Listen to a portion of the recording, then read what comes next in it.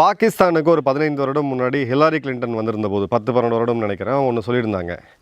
அது என்னென்னா, உங்கள் கொல்லப்புறத்தில் நீங்கள் பாம்பை வளர்த்து அடுத்த வீட்டுக்கார மேலே ஏவி விட்டு அது ஒரு நாள் உங்களை கடிக்கும்னு நீங்கள் நம்பினீங்க, கடிக்காதுன்னு நம்பினீங்கன்னா நீங்கள் மிகப்பெரிய முட்டாள்கள் அப்படின்னு சொல்லிட்டு பாகிஸ்தானுக்கு இப்போ தான் நடந்துகிட்டு இருக்கு. டார்கெட் யாருன்னா பாகிஸ்தானுடைய பேராமிலிட்டரியாக இருக்கக்கூடிய ஃப்ரான்டியர் கோருடைய ரீஜனல் ஹெட் குவார்ட்டர்ஸ்.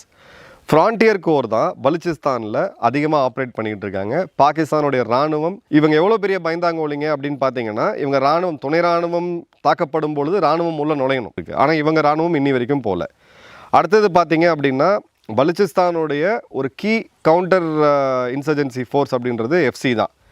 இதில் மெஜாரிட்டி அவங்க கை வச்சது அப்படின்றதும் பார்த்தீங்கன்னா இங்கே எஃப்சி தான். யாருமே இதை கிளைம் பண்ணலை. இதை பிஎல்ஏ தான் செஞ்சாங்கன்னு இவங்க சொல்கிறாங்க. இந்தியாவின் ஆசியோடு, இந்தியாவின் துணையோடு, இந்தியாவின் நிதி உதவியோடு பிஎல்ஏ தான் செஞ்சாங்க அப்படின்றது இவங்க வழக்கம் போல் சொல்லியிருக்காங்க. பட் பிஎல்ஏவுமே கிளைம் பண்ணலை.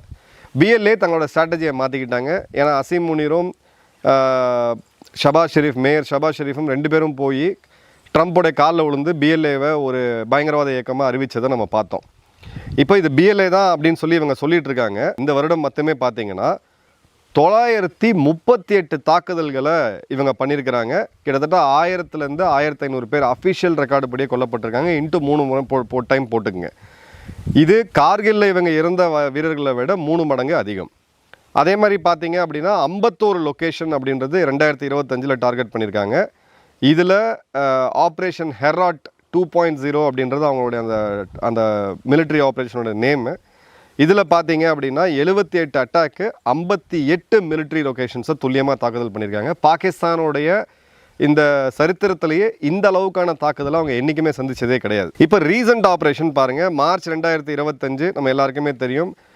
ஜாஃபர் எக்ஸ்பிரஸ் குவைட்டாலேருந்து பெஷாவர் போகக்கூடிய அந்த ட்ரெயினை கம்ப்ளீட்டாக ஹைஜாக் பண்ணி கிட்டத்தட்ட ஒரு 8 மணி நேரம் அந்த ட்ரெயினை அவங்க கண்ட்ரோல் வச்சுருந்தாங்க. மே மாதம் பார்த்தீங்கன்னா மங்சோர் அப்படின்ற சிட்டியை கம்ப்ளீட்டாக டேக் ஓவர் பண்ணாங்க. அதன் பிறகு ஜூலை மாதம் பார்த்தீங்கன்னா ஆப்ரேஷன் பாமில் ஒரு 18 பேர் பாகிஸ்தானிய வீரர்கள் கொல்லப்பட்டாங்க. ஆகஸ்ட்டில் பார்த்தீங்கன்னா சின்ன சின்ன அட்டாக்ஸ்ன்னு சொல்லி மிகப்பெரிய லெவலில் எல்லா இடத்துலையுமே பண்ணியிருக்காங்க.